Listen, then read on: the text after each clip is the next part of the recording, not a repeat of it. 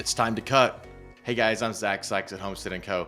And today I want to talk with you about the top 5 things you need to cut out of your life. And the first one is complaining. How many times are you around somebody and they start to complain or whine and you don't want to be around them anymore, or you start complaining too, and you guys end up in this downward death spiral of despair, right? It never helps the thing to complain. So just simply don't do it. It's that easy. It's that simple. Just quit complaining. The next one, number 2, that you need to quit and cut out are excuses, right? No more excuses, right? Instead of saying, well, I had to go do this, you say, I chose to go do that instead. I chose to do something else instead of work on my goal. I chose to spend my time with so-and-so instead of doing what I needed to do today. I chose to sleep in a little bit extra today instead of getting up and finding more time. We need to stop making excuses. We need to cut those out immediately. Ooh, this next one, number 3, is one of my favorites. This one was very, very hard for me early on in my career, but now it's one of my favorite things that I've implemented, and it's that I cut out sleeping in. Believe it or not, I slept in a couple times this last week to 7 o'clock after a really rough travel week. Every day during the weekday, my wake up times are 5 a.m. every day. 5 a.m. wake up. There's nobody around to interrupt what you're trying to do. If you get up earlier, you'd be amazed how much more stuff you can get done before everybody else gets up. Now, if you want to beat the field and get farther and beat your competition, there's no better way to do it than working when they're not. So use those times early in the morning to get things done. Interruptions really, really hurt you.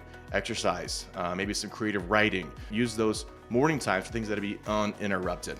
Now, this fourth one may be harder to identify, but it's extremely important as well. So many of us like to think we're doing important things because we're really busy.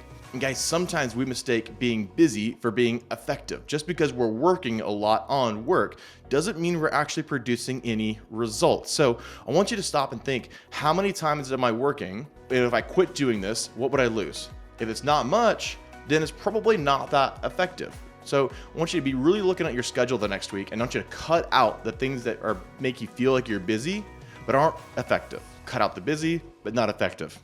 Now guys, this last one is a really personal one for me. This is very hard to do, and it's gonna be very, very hard for you to do also, but I guarantee you it's gonna have the biggest impact on your life, your mental health, your spiritual health, your overall well-being, and on your professional health, right? This one is I want you to cut the person that sucks your energy. Now, we can all have that person in our life somewhere that you hang out with them or maybe you work with them and all they do is suck the energy right out of you. Guys, how productive are you after meeting with that person or hanging out with the person or simply being around that person? If we're not feeling very good or energy is pretty low, what does that mean? It means that's going to bleed over to other areas of our life and hurt other areas. So what do we need to do? We need to cut that person out. Cut that relationship that is damaging to you and move forward with your life in a positive direction. Hey guys, I'm Zach Sykes with Homestead & Co. Thanks for watching.